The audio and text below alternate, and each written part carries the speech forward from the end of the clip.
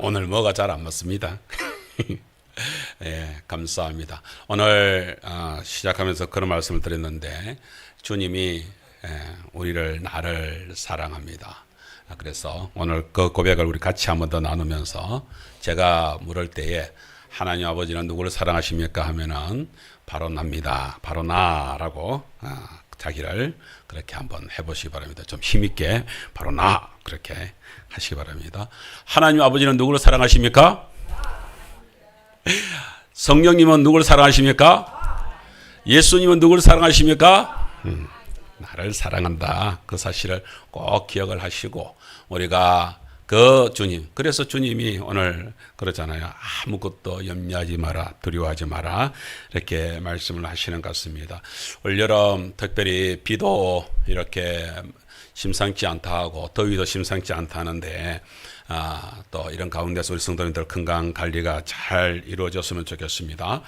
자, 우리가 지금 사실은 그동안에 설교를 들으면서 기도원에 관계되는 말씀들을 들을 때에 그냥 이야기채로 기도원과 삼백용사 뭐 이런 이야기들을 많이 들었을 것인데 글쎄요, 우리 성도님들 중에서 이렇게 한 달 내내 기도원 이 한 사람을 붙들고서 이렇게 조목조목 이렇게 살펴보는 시간들이 언제 있었는지 모르겠습니다. 저는 아마 제가 설교를 이렇게 시작을 했지만은 설교를 하면서 한 달 내내 기도원 한 사람만 붙들고 이렇게 말씀을 이렇게 찾아가는 시간들은 이번이 처음이 아닌가 이런 생각을 들었는데 또 그렇게 말씀의 본문을 붙들고서 그 한 부분들을 갖다가 이렇게 찾아보니까 그 속에서 참 많은 은혜를 나눌 수 있겠다 하는 생각을 가지게 되는 것입니다. 기도원을 향하여서 하나님께서 그래요. 이스라엘 미디안 7년 동안에 얼마나 미디안 수탈을 당하고 그렇게 힘들게 살았습니까? 그죠? 그런데 하나님 앞에 드디어 백성들이 더 이상 그 우상신한테 바알신을 섬겨보기도 하고 아세라신을 섬겨보기도 하고 우상신을 섬겨봤지만 그런 가운데서 그렇다고 해서 그것을 섬긴다고 해가지고서 미디안 족속들이 그래 우리와 같은 신을 섬기니까 너희들 봐줄게 그런 것도 아니고 7년 동안 얼마나 힘들게 그렇게 고난을 당합니까? 이스라엘 백성들이 드디어 견디지를 못해가지고서 살려달라고 그렇게 하나님께 부르짖기를 시작을 했습니다. 그러면 하나님께서 그렇게 떨어져 나가고 그렇게 외면하고 하나님을 떠나간 그 백성들이 그렇게 다시 살려달라고 할 때 이놈의 새끼들을 해가지고서 그냥 막 야단치면서 나도 몰라 이러면 될 것인데 하나님이 그런 마음이 아니세요. 그래서 하나님은 어떻게든지 그들을 다시 한 번 더 이렇게 또 돌이켜 보려고 그렇게 하고 있습니다. 그러면서 지금 미디안들을 이길 수 있는 쪽으로 이끌어가기 위하여서 하나님께서 드디어 개입을 시작을 하셨습니다. 그런데 그 하나님께서 개입하시면서 천군 천사들을 통해 가지고서 그냥 막 후딱 해결하면 너무나 좋겠는데 하나님은 그렇게 안 하시고 세세하게 하나씩 하나씩 준비하면서 해나가는 과정들을 저희들이 쭉 살펴보게 되어졌습니다. 그런 가운데서 저희들이 말씀을 계속해서 지금 보고 있는데요. 하나님께서 그렇게 해서 이스라엘 백성들에게 찾아오셔서 그러면서 그것도 누구요? 가장 겁 많은 그 기도원에게 찾아와 가지고서 그렇게 그를 갖다가 용사로 불러주면서 내가 너와 함께 하겠다. 그런데 기도원이 만만치가 않아요. 그죠? 그런 가운데에서 그러면은 그동안에 하나님이 어떤 분이셨고 그 다음에 이스라엘 백성들이 그렇게 우상신을 섬겼던 바알이 어떤 신이었던가에 대하여서 지난번 시간에 우리가 말씀을 같이 나누었습니다. 그래서 기도원을 이제 불러서 이제 한번 싸워볼까? 기도원이 이제 용사가 돼가지고서 한번 저들과 한번 싸워볼까 하면서 나팔을 불기 시작하니까 지파에 있는 이제 대표 그 청년들을 갖다가 이제 보냈겠지요. 군사들을 보내기 시작했는데 12지파가 다 온 건 아니지만 그러나 인근에 있는 가까운 지파들이 이렇게 모여들었는데 몇 명이 모였다고요? 32,000명이나 모였다고요. 그래서 아침부터 그 기도원과 군사들이 너무 즐거워가지고서 너무 좋아가지고 흥분이 돼가지고서 뭔가를 해보자라고 하면서 이제 싸워보려고 하는데 하나님께서 뜻밖의 어떻게 했습니까? 어이구 그래 너희들 뭐 잘 모였네 싸우라 라고 했으면 줄여라. 얼마를 줄여서 그래서 줄여라 하는 거 어떻게 했어요? 두려워하고 아까 그랬잖아요. 여기 아무것도 두려워하지 마라. 근데 이스라엘 백성들이 처음인데 7년 동안에 그렇게 그렇게 자기들을 힘들게 해놓으니까 얼마나 두렵겠어요. 그것도 13만 5천이 지금 몰려와 있는데 어떻겠습니까? 그러니까 하나님이 이미 백성들의 마음을, 군사들의 마음을 한 거예요. 이들 중에서 두려워하고 있는 사람들 다 보내라. 그래서 가지고 두려워하고 있는 사람 이렇게 가도 됩니다. 그 새벽에 왔는데 와가지고 전쟁을 하려고 하는데 갑자기 두려운 마음이 있는 사람들은 떠나가라 이러니까, 그러면 전쟁하러 왔으면은 이거 나도 뭐 두려워 그거 하지만 그래도 전쟁을 왔는데 그러면서 딱 버티면 되는데 그 중에서 얼마가 가버렸다고요? 114명 몇 명이 갔습니까? 내가 오늘 114명 계속 질문해야지. 설교 잘 듣고 있는지 안 듣고 있는지 한번 물어보면서 몇 명이 갔습니까? 22,000명이 가버렸어. 22,000명. 그럼 몇 명 남았습니까? 32,000 빼기 22,000은 몇 명? 아니, 만 명이 남았지. 32,000에서 22,000명이 갔으면 만 명이 남았잖아요. 지금 장근사님은 지금 300이 딱 꽂혀 있어. 아직 300까지 안 갔어. 만 명이 남았잖아요. 그래서 만 명 데리고 싸워볼까 하는데 하나님께서 만 명도 많다 그러시는 거예요. 그럼 어떡할까요? 그래서 만 명이 많다니까. 백십사님, 그럼 어떻겠습니까?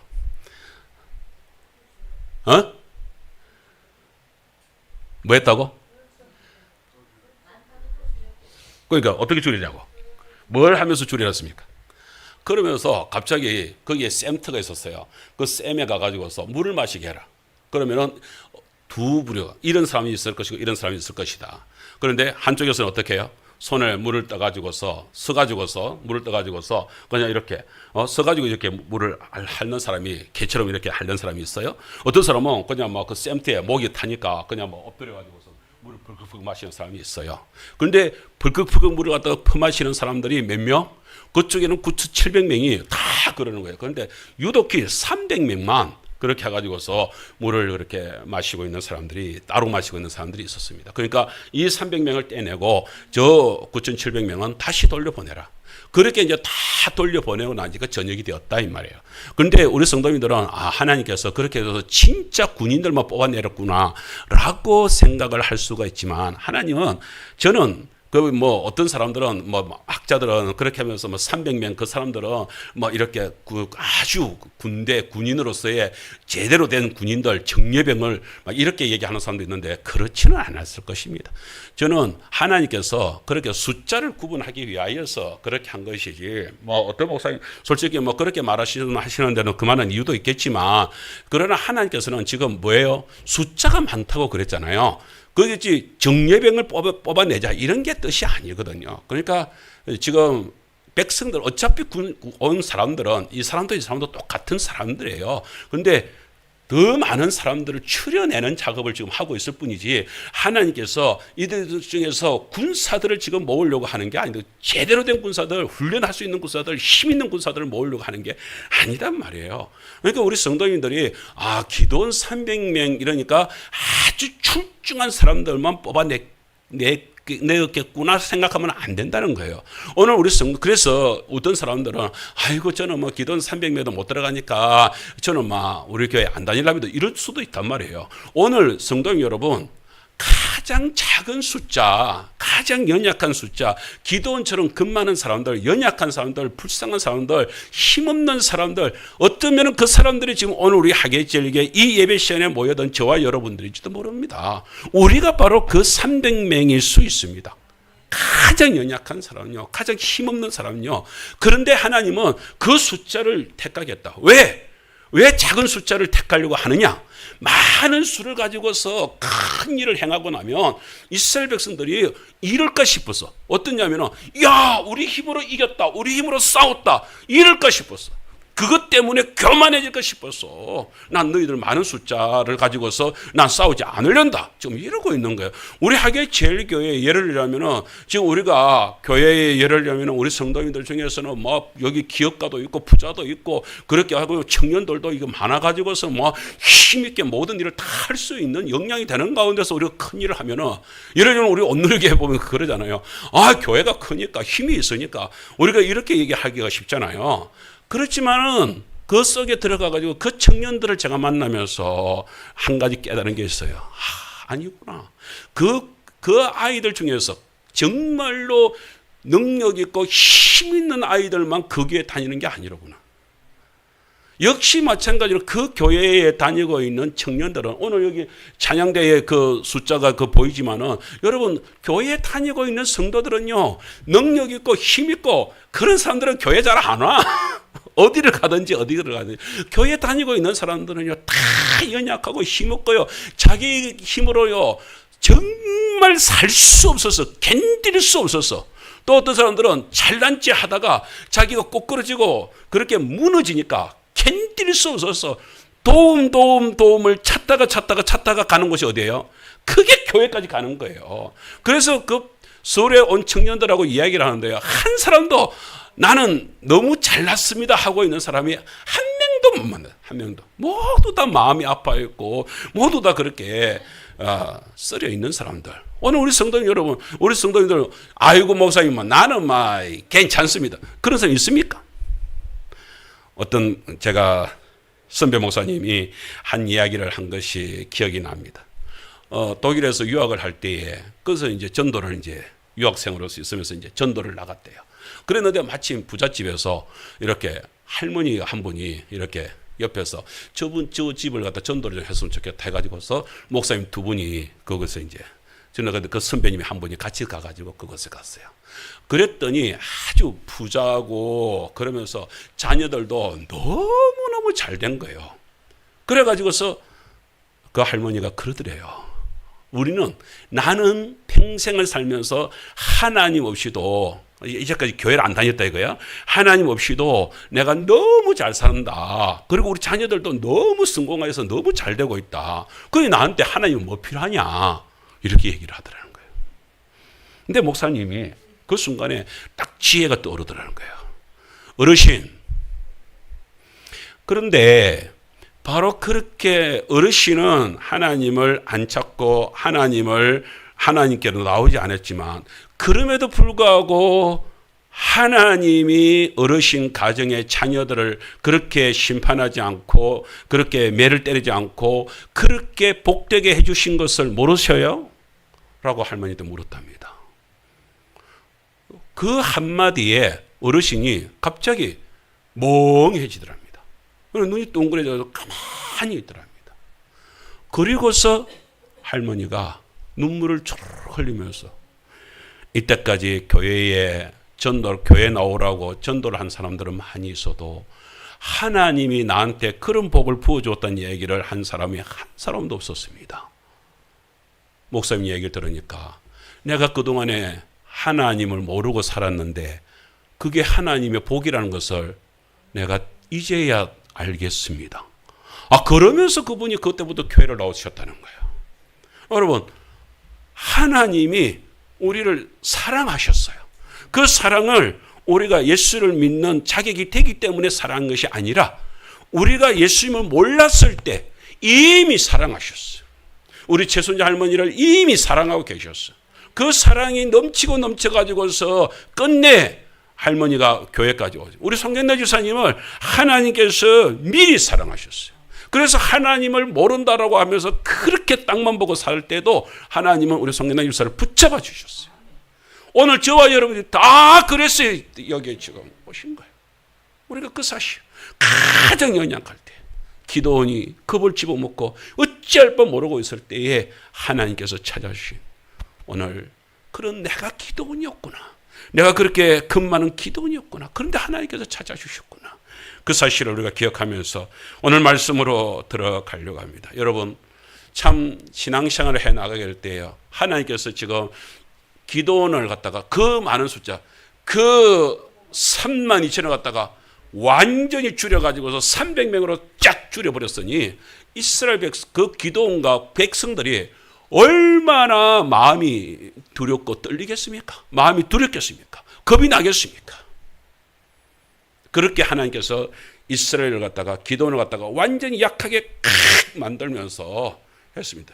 이제는 하나님께서 기도원에게 두 번째 마음을 새롭게 이렇게 일으켜 세워야 되죠.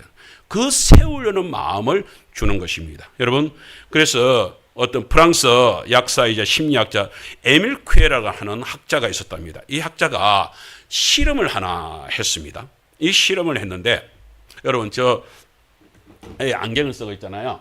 저 안경에 이 안경이 이게 사람이 무엇을 보느냐에 따라서 달라진다는 것을 우리가 알아야 됩니다.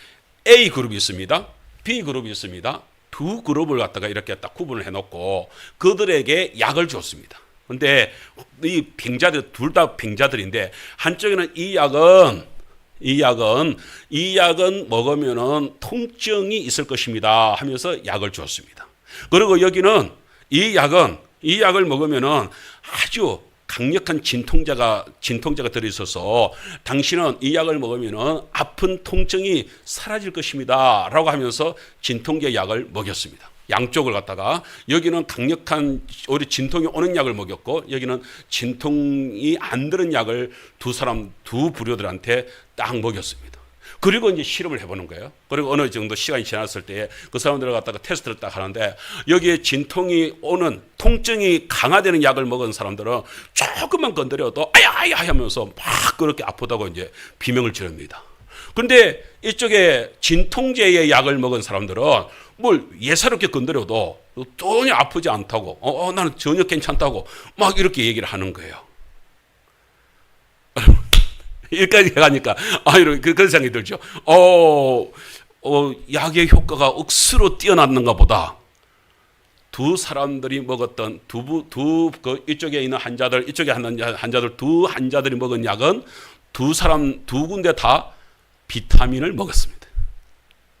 그런데 한쪽에는 약이란 거예요. 비타민을 먹이면서 얘기를 한 거예요. 이 약을 먹으면 당신은 통증이 아주 예민하게 살아날 것입니다 라고 얘기를 한 거예요. 그런데 여기 비타민을 먹이면서 이렇게 얘기해요. 당신은 이걸 먹으면 통증이 전혀 느껴지지 않을 것입니다 라고 얘기를 한 거예요. 그 약에 대하여서 그래서 하버트 벤슨 교수가 이런 말을 했습니다. 약의 효과 때문이 아니라 뭐예요? 약의 효과에 대한 믿음 때문에 치료가 일어나는 경우가 많다는 거예요. 환자들이요. 어떤 믿음을 가지냐고 해서 그 병원에서 그 약을 먹을 때에 우리 성도들이 약을 먹을 때에 이거 이 약 먹는다고 뭐 되나 이런 마음으로 약을 먹는 사람하고 아니야 하나님께서 이 약을 나한테 주셨으니까 이 약을 통해서 치료가 일어날 거야 이런 마음으로 약을 먹는 사람은 치료 효과가 완전 달라진다는 거예요. 똑같은 마음으로 오늘 교회에서 오늘 하나님께서 오늘 목사님을 통하여서 정말 생명의 말씀 은혜의 말씀을 주실 거야 하고 기대를 하고서 교회에 나와서 눈을 또롱 마음을 또롱 그렇게 해서 말씀을 듣는 분하고 오늘도 또 예배겠지 이러면 잠밖에 안 와. 잠을 깨웁시다. 아멘을 한 분밖에 안 하는군요. 자, 그래서 오늘 그런 우리가 마음이 얼마나 중요하냐. 우리 마음을 어떻게 먹느냐가 얼마나 중요해. 특별히 믿음의 마음은요, 그만큼 중요하다는 사실을 알게 될 때에 하나님께서 그 사실을 알고서 기도원을 지고 역사를 시작을 하는 것입니다. 오늘 그 부분을 같이 한번 나누어 보려고 합니다. 그래서 시작을 하겠습니다. 자, 그러면 두 번째 말씀을 한번 들어가 보겠습니다. 하나님은 기도원에게 승리 비전을 주시는데 사사기 7장 9절 시작. 그 밤에 여호와께서 기도원에게 이르시되 일어나 진영으로 내려가라. 내가 그것을 네 손에 넘겨주었느니라. 아멘. 하나님께서 아까 얘기했잖아요. 300명 남아가지고 하루 종일 그 300명 남길 때까지 하루 종일 걸렸어요. 그렇게 해가지고서 이제 됐는데 그래서 이제 저녁에 이제 개우 가져온 것이라 해봤자 이제 이스라엘 백성들 그때는 이렇게 군대 밥을 갖다가 자기들이 개인적으로 도시락을 싸우는 그런 시기니까 그래서 이제 가져온 게 다 뺏기고 뭐가 있겠습니까? 개우 있어봤자 이제 보리떡 그거였단 말이에요. 그거 이제 개우 끼니를 때우고 그냥 그렇게 해가지고서 이제 쉬려고 이렇게 생각을 하고 있었을 것이란 말이에요. 그런데 갑자기 하나님께서 기도원에게 이렇게 말하는 거예요. 야, 너 군사들 그 밤에 그러잖아. 바로 그렇게 이제 밤에 기도원을 갖다가 추리키면서 야, 빨리 쳐내려가라. 이렇게 얘기하는 300명 되고 천내를 가라 얘기하는 거예요. 뭐 하나님께서 군사를 갖다 이렇게 숫자를 갖다가 쫙 줄일 때는 기도는 생각했을 거 아닙니까? 야, 하나님 뭐 기찬 계획을 기찬 전략을 준비하고 있는 아니면은 하나님이 엄청난 무기를 갖다가 준비를 했던 한 모양이다. 우리 숫자를 줄이 이런 기대를 하고 있는데 뜻밖의 아무 말씀도 하지 않으시고 갑자기 300명 데리고 천내를 가라라고 얘기해요. 천내를 가는 게 공격해라는 얘기예요. 지금 저 13만 5천을 갖다 300명 데리고 진격을 하라고 얘기를 하는 거예요. 여러분 이렇게 하면은 내려갈 사람이 누가 있겠습니까? 그러니 기도원이 눈이 동그래지지 않겠습니까? 이게 뭔 말이야? 하나님 어째라고 우리 보고 어째라고 300명 데리고 어째라고 지금 그러잖아요. 여러분 이런 마음들이 생기게 되면은 하나님께서 생각이 있겠습니까? 없겠습니까? 도대체 하나님께서 이렇게 말을 하면서 야 쳐내려가 내가 정군 쳐서 보내가지고 싹 쓸어줄게 쳐내. 이렇게만 말을 하면요 얼마나 좋아. 그러면은 그냥 뭐 확 내려가지. 그런데 하나님께서 지금 뭐랍니까?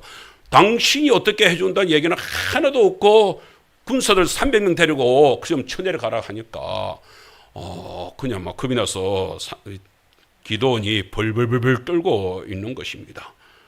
하나님께서 그 말씀을 딱 하실 때에 기도원이 어떤 반응에 노는 것을 보면서 이제 다음 말을 하는 거예요. 사사기 7장 10절에 이럽니다. 자, 하나님께서 기도원의 어이구 지금 황당스러워 가지고서 어이구야 내보고 어쩌라고요 이런 마음을 알았던 것 같습니다. 그래서 이럽니다. 시작. 만일 네가 내려가기를 두려워하거든 네 부하 불화와 함께 그 진영으로 내려가서 그들이 하는 말을 들으라. 뭐 하거든? 두려워하거든. 성도 여러분, 우리 인생을 살아가면서 너나 없이 우리 모두 다 우리 인생에 있어서 두려움이 없이 살아가는 사람들이 있을까요? 나는 인생이 자신만만합니다. 나는 막 자신 있습니다. 나는 막 뭐든지 내 스스로 다 이길 수 있습니다. 그런 사람이 쉬울까요? 아니요. 안 쉽습니다. 어떤 분이 이런 얘기를 하더라고요. 사람들 중에서 제일 불쌍한 사람이 누구냐? 나는 무신론입니다 하는 사람이 가장 불쌍한 사람. 왜냐? 어떤 종교든지 종교를 가지고 있는 사람들은 그래도 뭔가를 의지하려고 하는 마음이 있는데 무신론의 마음은 무신론자라고 얘기하는 것은 나는 아무것도 의지할 데도 없고 의지할 생각도 없습니다. 이런 사람이잖아요. 그 사람들이 사실은 불쌍한 사람이다. 왜? 여러분 생각해 보세요. 사람의 인생은 항상 두려움에 쌓여 있는데 그 두려움 속에서 어떻게 할 도리가 없는 거예요. 참 그런 일들이 일어나게 됩니다. 그런데 여기에 지금 기도원은 자기 혼자서 이렇게 뭘 움직이기를 참 이렇게 어려워하는 그 바알 신당 부수라고 할 때도 그때도 종들 10명을 데리고 가잖아요. 그러니까 자기 혼자서 뭘 할 수 있는 그렇게 뭔가 자신만만한 기도원이 아니다 하는 것을 보여줍니다. 성도 여러분, 교회 사람들은요 다 마찬가지입니다.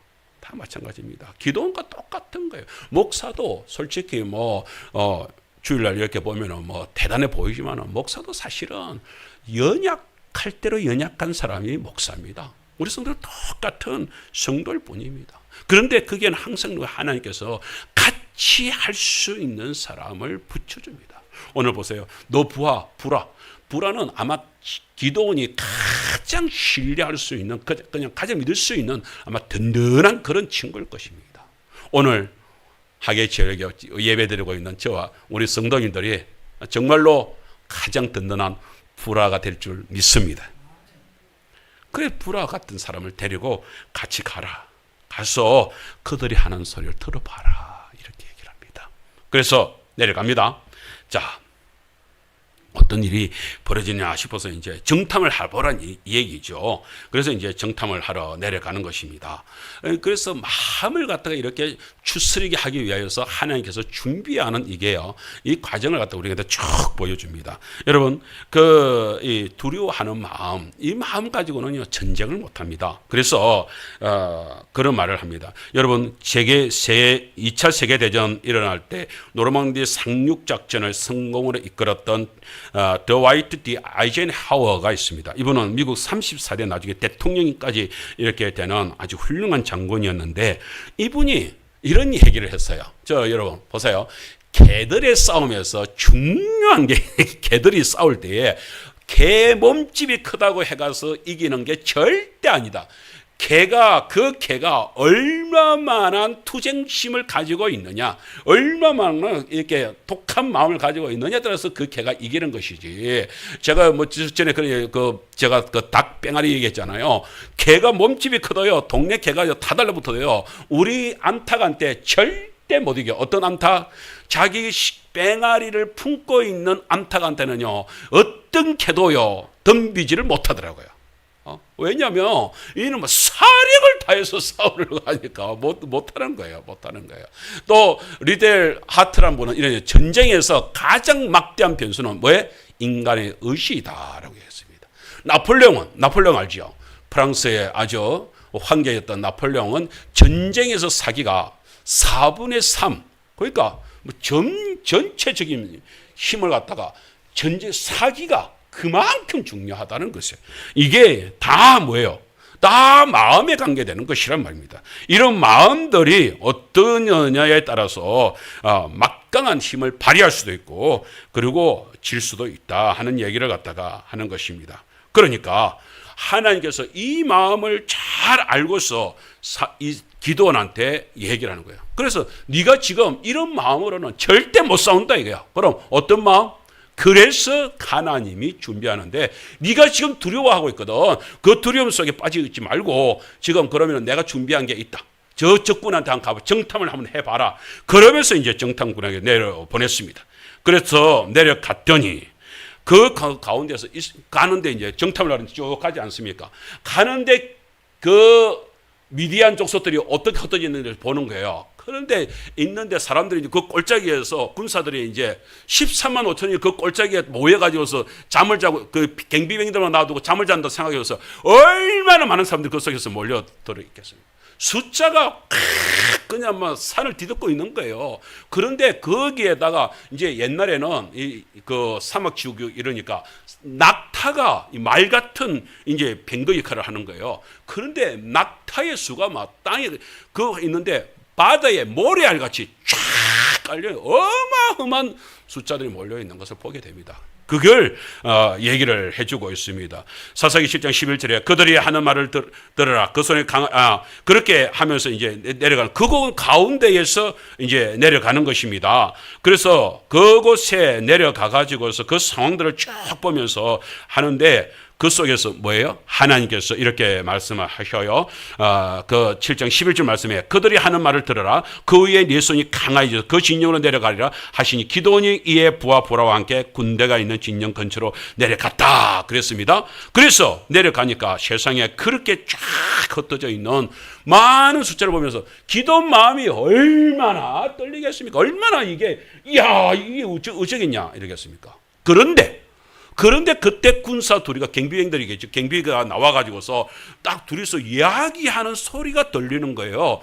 그 이야기하는 소리를 듣는가 동시에 기도원의 마음이 바뀌기 시작을 하는 것입니다. 근데 얘기가 뭐예요? 기도원이 딱 듣고 있는데 거기서 군사가 이렇게 얘기를 하는 것입니다. 야, 내 꿈 얘기 한번 들어봐봐. 나중에 꿈 얘기를 갖다가 우리 성도님들에게 한번 얘기를 해보라 하니 테니까 한번 들어보세요. 꿈을 얘기하는데 보리떡 얘기를 시작을 하는 것입니다. 여기에 보리떡이 나오는 거예요. 그런데 그것도 뭐예요? 꿈에 그 군사의 꿈에 그림 없어요? 보리떡 그림 여러분 저 잘 모르겠죠. 보리떡 이스라엘 보리떡이라고 해가지고 찾아보니까 저런 떡이 나오더라고요. 저게 그 이스라엘 보리떡이라고 하는 떡이래요. 근데 잘 모르겠죠. 그러면은 우리 성도님들은 뭘 생각을 좀 하면 좋냐면, 혹시 정근사님, 혹시 그 우리 혹시 그 옛날에 개떡 아세요? 우리 성도님들 개떡 아세요? 우리나라 개떡 아세요? 대부분 다 알고 있네. 개떡에 대해서 안근사님도 개떡은 아세요? 우리나라 개떡하고 비슷하대요.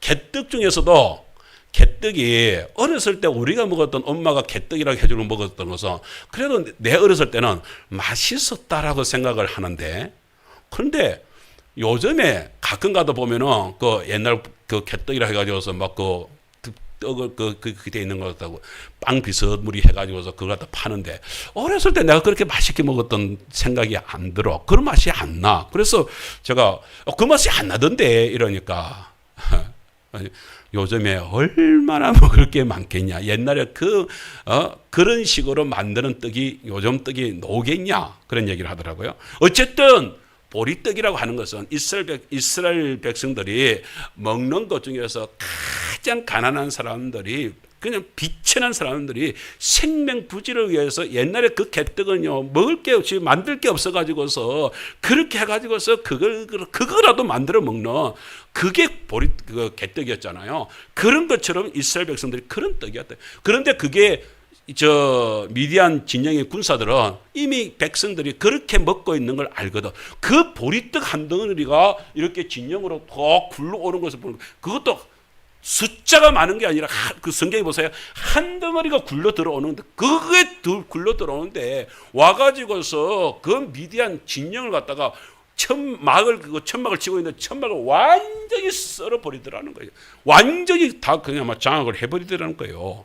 이게 뭐냐? 이 꿈이 이게 뭘 얘기하는 거야? 이 꿈꾼 사람은 자기가 지금 이 꿈이 뭔지를 잘 모르겠어. 그런데 희한한 꿈을 꾼 거야. 너무 기가 막힌 꿈을, 너무 생생한 거야.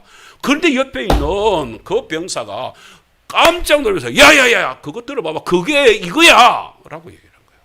뭔 얘기를 하냐면, 그 친구가 이런 얘기를 하는 것입니다. 그거 꿈 해몽은 그대로 14절에 있는 말씀을 그대로 한번 보겠습니다. 우리 한번 읽어볼까요? 이렇게 말했습니다. 시작.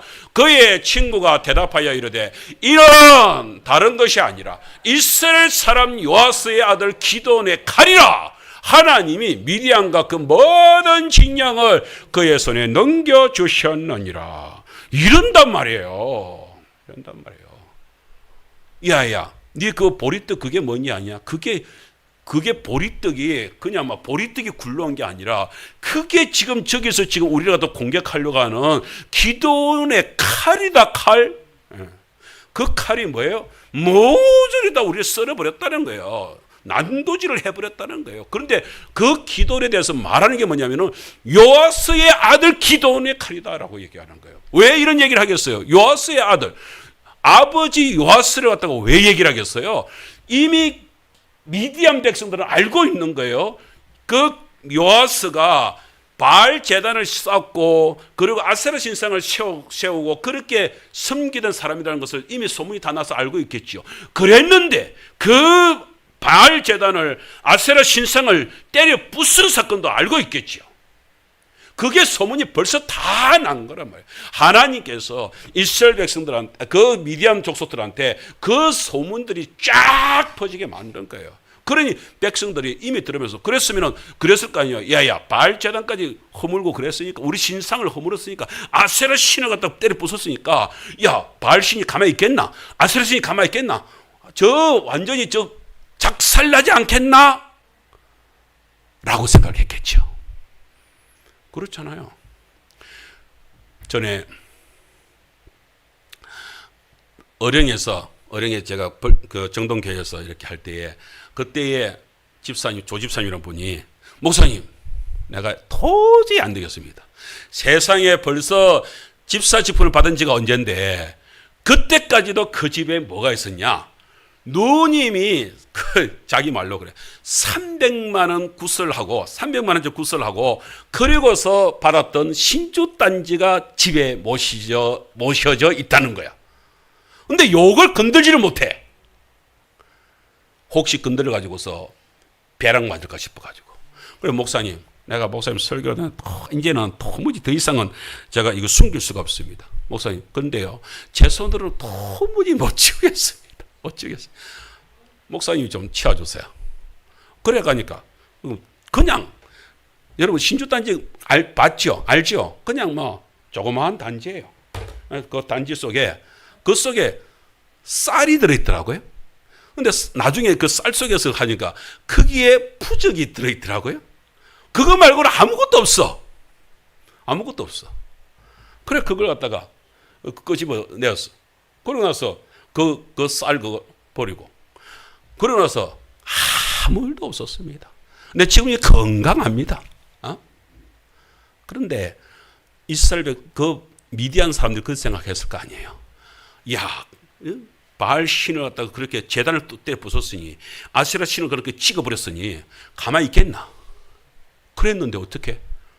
그런 그 기도원이 무너지는 것도 아니고 죽이는 것도 아니고 그 집이 부서지는 것도 아니고 갑자기 그가 일어나가지고 나팔을 불면서 군사들을 모아가지고서 지금 자기들을 쳐들어오려고 자기들과 맞대응을 이제까지 7년 동안 가만히 있었던 것들이 바알 제단을 때려 부순 기도원이 지금 자기들을 지금 공격하겠다고 하니까 얼마나 이들이 이미 마음이 그냥 야 우리 바알 신을 때려 부쉈는데도 바알 신이 아무것도 못하네, 아세라 신이 아무것도 못하네, 이렇게 되는 거예요.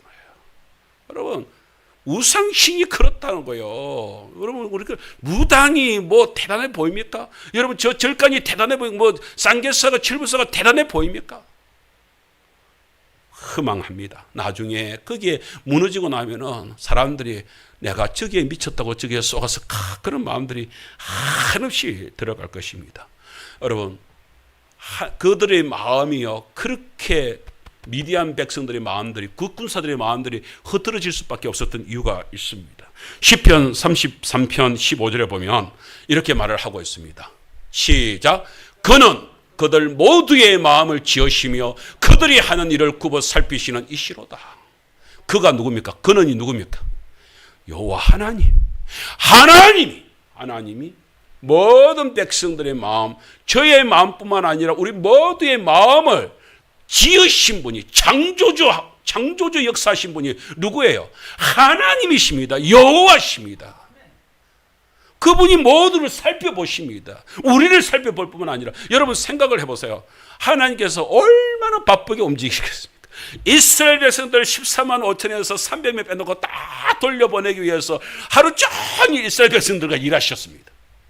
그런데 그런 중에 하나님께서는 오늘 저쪽에 미디안 진영에 들어가 가지고서 그 군사에게는 꿈을 주고 그리고 사람들의 마음을 갖다가 완전히 녹여놔 가지고서 야 기도원이 지금 저 칼을 가지고서 우리를 공격하려고 한다. 13만 5천이나 모여 있으면서 그네들이 지금 간담이 다 녹아 가지고서 지금 완전히 지금 쓰러질 징후로 있는 모습들을 다 보여주고 있는 것입니다.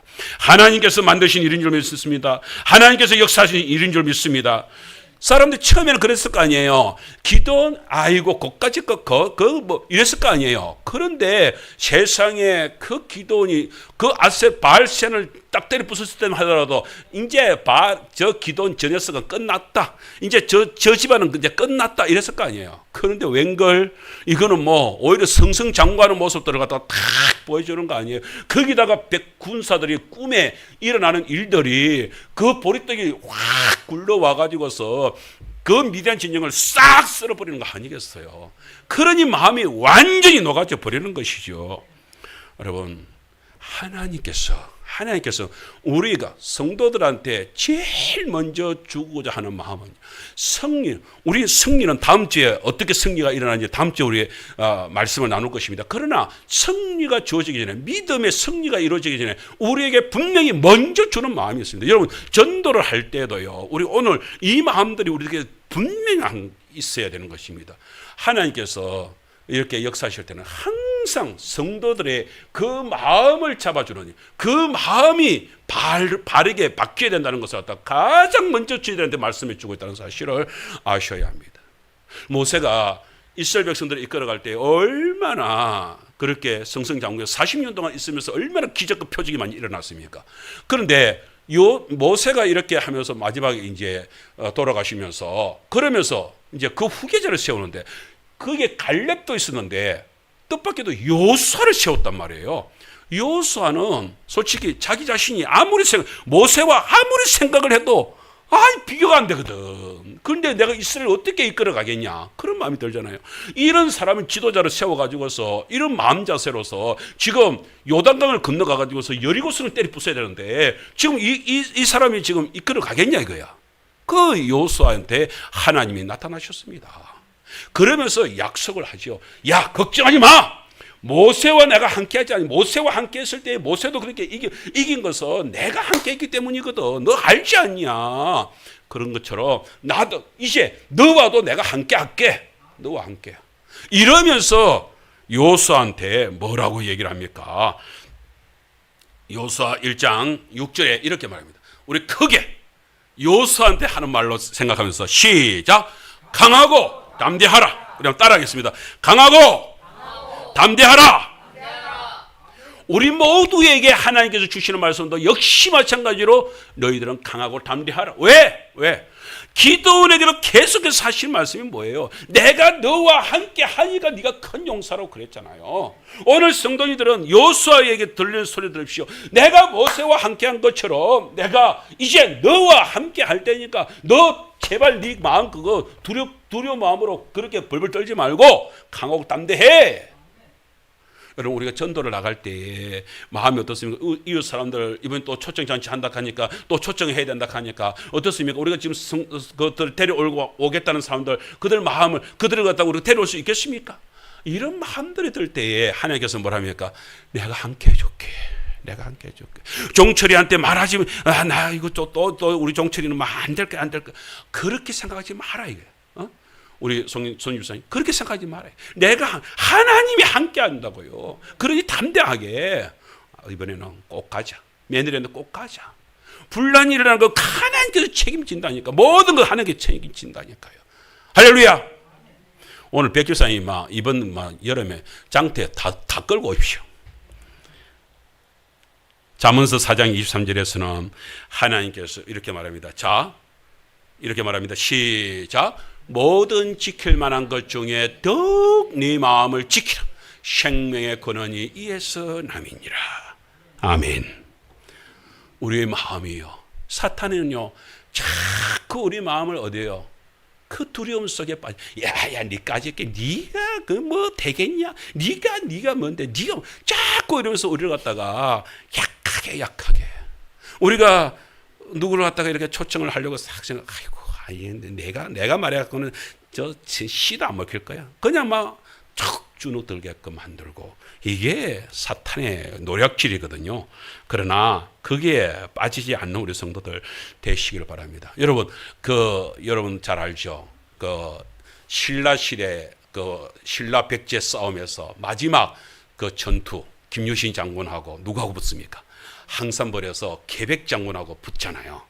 근데 그때 신라는 당나라의 연합군하고 같이 지원을 받아가지고서 나당연합군이요. 그때 5만 명이 항산벌로 진격을 하고 있을 때에 계백장군 그 항산벌 싸움에 거기에 계백장군의 결사대는 몇 명인지 아십니까? 5천 명으로 결사대를 이루고 있었대요. 그럼 5천 명 대 5만 명이면 10대 1이에요. 이건 게임도 안 되는 거예요. 그래가지고 어떻습니까? 전쟁이 일어나잖아요. 그 전쟁이 일어났을 때 어떤 일이 벌어집니까? 그런데 갑자기 거기서 전쟁이 일어났는데 신라군이 공격을 할 때마다 그 백제군이 딱 이겨버리네. 당황을 한 거는 김유신 장군. 그 지도자 김유신 장군. 도대체 이게 어찌 된 거야? 도대체 어떻게 우리가 왜 지지? 질 이유가 없는데 왜 지지? 이래 되는 거예요.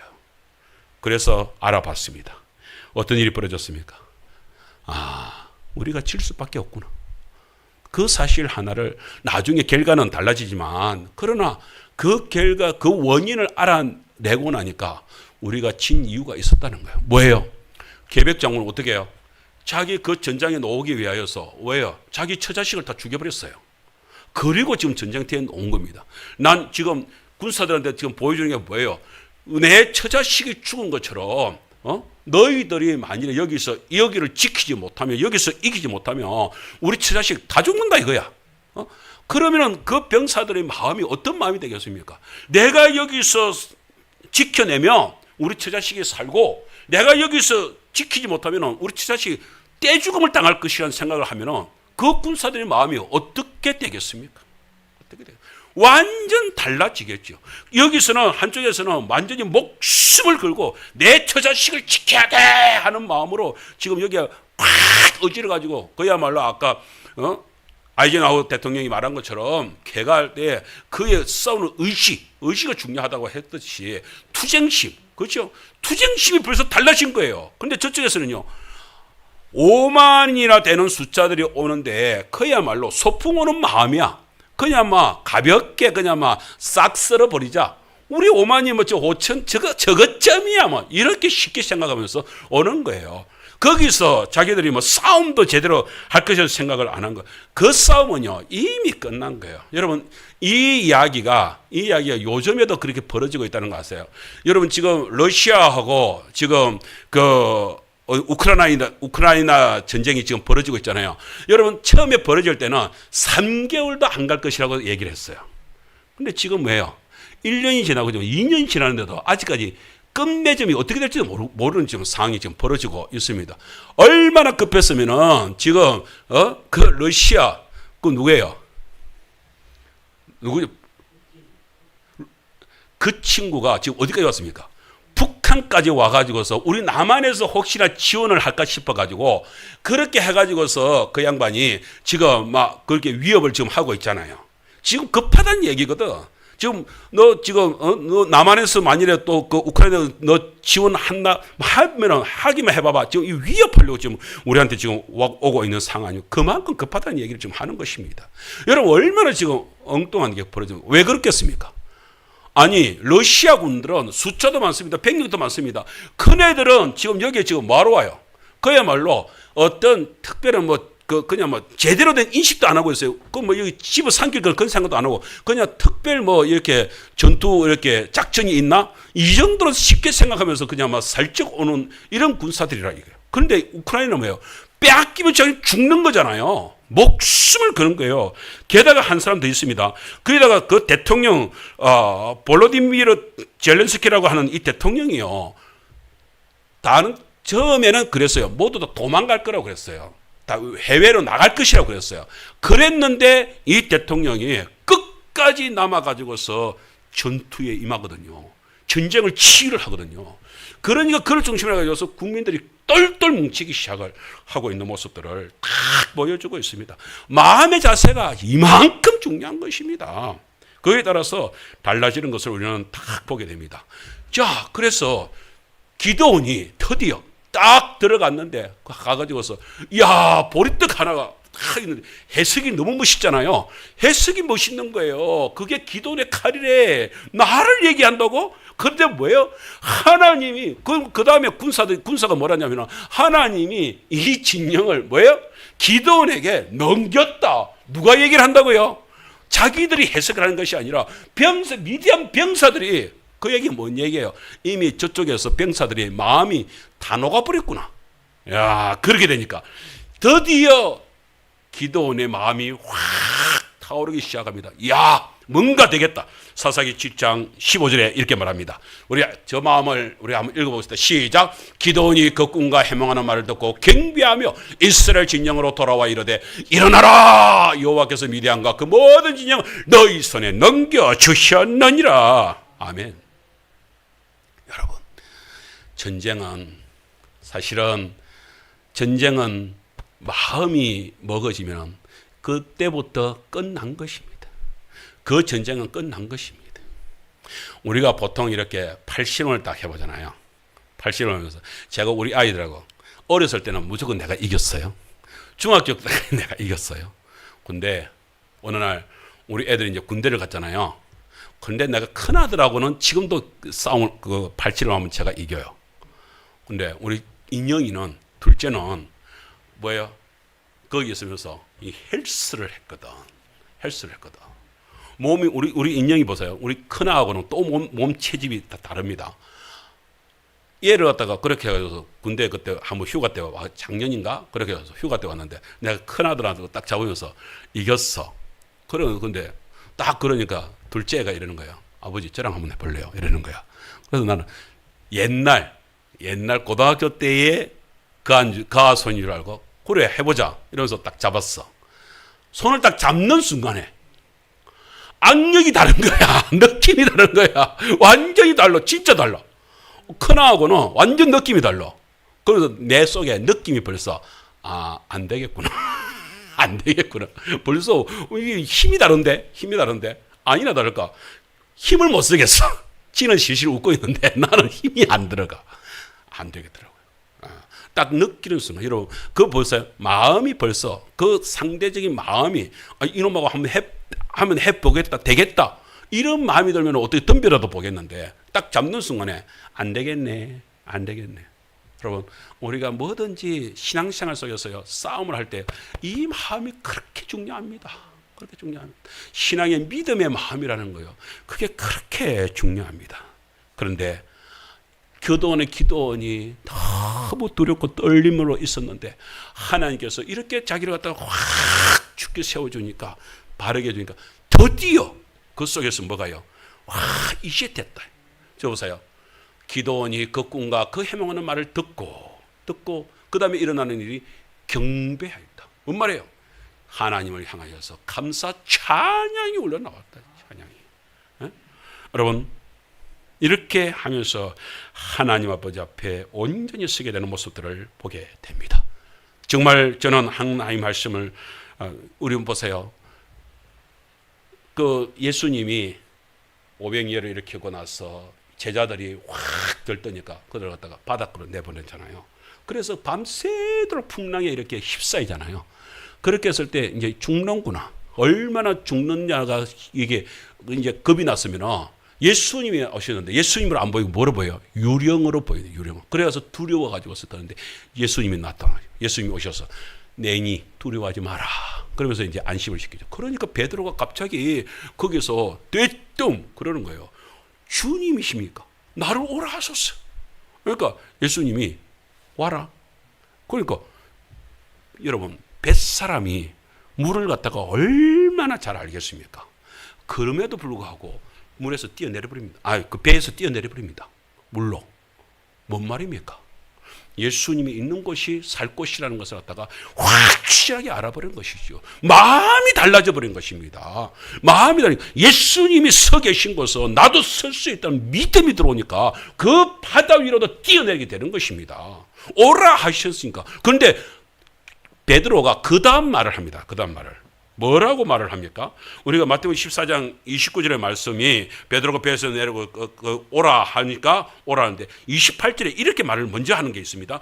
주여 만일 주님이시거든 나를 명하사 물 위로 오라 하소서.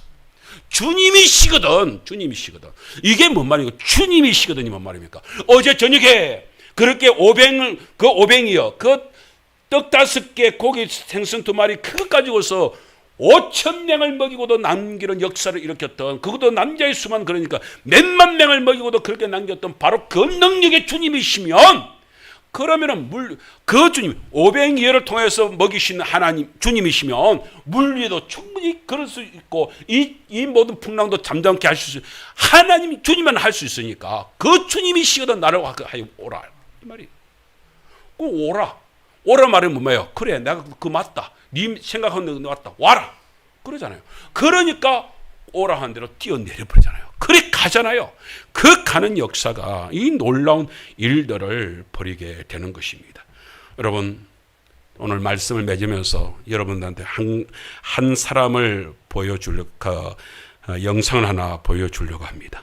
이분은 일타 강사의 차기령 대표인데 참 어떤 면에서 이 사람의 그 영상을 들어보면 야 그렇겠구나. 하나님이 잘 나갈 때에 그냥 지멋대로 살다가 하나님께 쓰임을 받으니까 이렇게 쓰임 받는구나. 그런 사실을 알게 될 것입니다. 우리 한번 볼까요?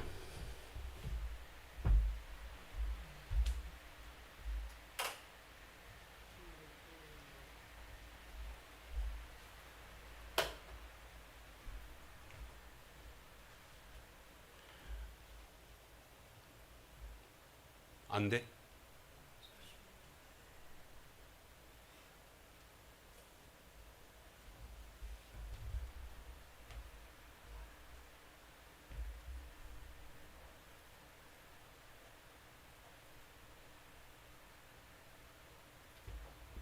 보면 저희 못하는 사람이 모일수록 그 근을 알기 때문에 근기관, 근과 기수와의 관계를 그러니까 좌변은 어떻게 되냐면 3a제곱 이렇게 되고 1분 40초 안에 문제를 풀 수 있는 자기만의 풀이를 개발하는 아이들이 결국은 서울대 가는 아이들이라는 걸 알 수 있는 거죠.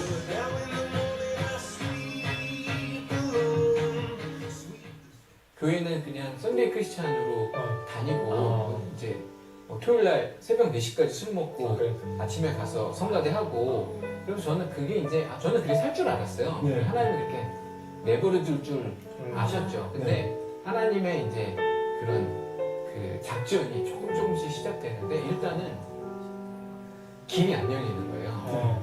길이 안 열리니까 그때 이제 제가 처음으로 하나님한테 기도를 했던 것 같아요. 저한테 길을 열어주시면 제가 진짜 이걸 수학 강사를 통해서 하나님 영광 드러내는 그런 강사가 되겠다고. 그리고 하나님이 조금씩 길을 열어주셨는데 첫 번째는 이렇게 강남구청 인터넷 수능 방송이라는 방송이 그때 있었는데 들어갈 수가 없는 거예요. 네. 근데 여기서 오디션 프로그램을 진행해서 300명 정도 강사 학생들- 오디션이요? 강사 오디션. 나는 가수다 같은 그런 프로그램. 그러니까 300명 정도 이렇게 학생들을 이렇게 앉혀놓고 10명의 강사가 이제 자기 강의를 해서 1등만 데뷔를 시키는 프로그램에 나가서 그래서 이제 거기 1등을 제가 한 거죠. 1등을 해서 딱 들어갔는데 근데 제가 딱 3년 만에 1등에 거기서 150명 전 영역 뭐 국영수 사탐과탐 이런 데서. 근데 저는 어떻게 그때 강의를 했냐면 모든 강의를 들어가기 전에 화장실에 들어가서 문 잠그고 무릎 꿇고 하나님한테 변기 잡고 그리고 이제 엄청 기도하고 완전히 성령의 인도하심으로 강의를 하는 거예요. 수학 강의를.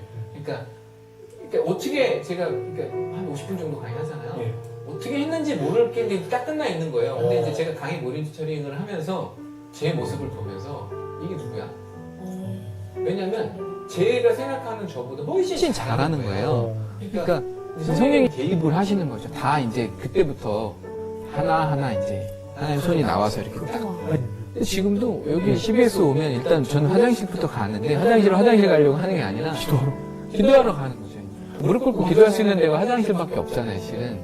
모든 건 골방에서 승부가 나는 거잖아요. 그래서 저도 이제 골방 기도 시작한 지 한 1년 4개월 정도 됐는데 기도하니까 그 골방 안에서 진짜 모든 전세가 다 바뀌어요. 저는 가만히 있지만 그냥 주변의 지형 지물이 다 바뀌는 거예요, 나오면. 그러니까 옛날에는 제가 워커홀릭으로 아침부터 밤 10시까지 한 10년 정도 주 7일 일을 했는데 그거보다 훨씬 지금은 좋게 일을 하지만 지금 훨씬 잘 돼요. 모든 게. 하나님은 반드시 응답을 해주시거든요. 반드시 응답을 해주시는데 노트를 백지 노트를 피고 펜을 놓잖아요.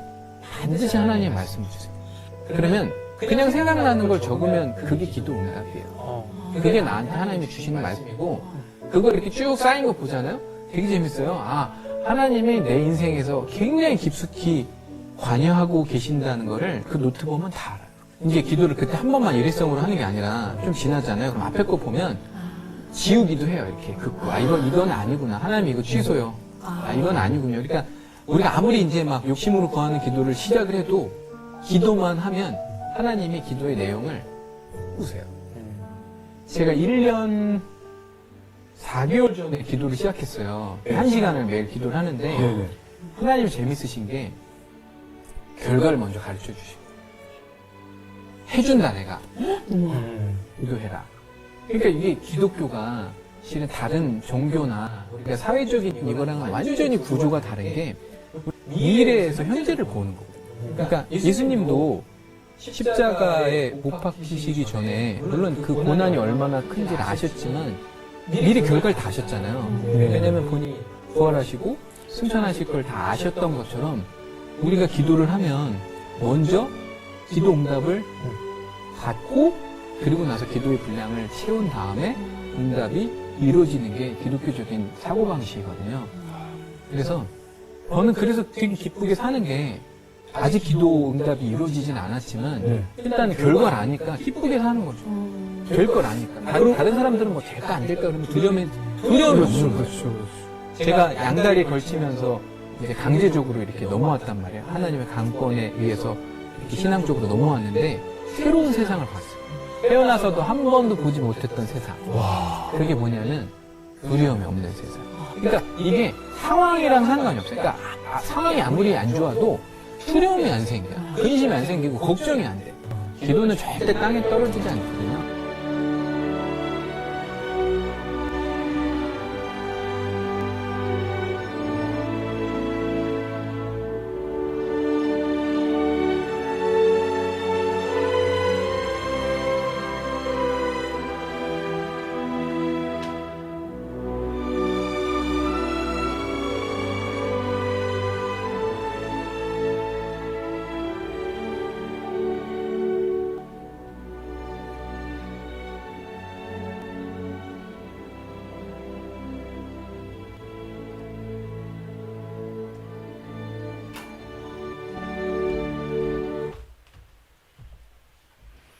좋지요.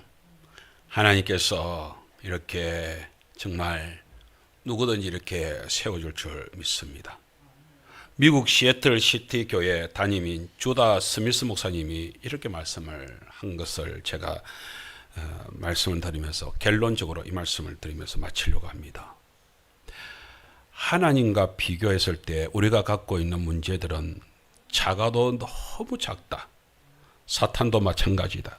어떤 사람은 예수님과 사탄이 대등한 줄로 안다. 여러분, 우리가 한 가지 착각을 하고 있는 게 바로 이것입니다.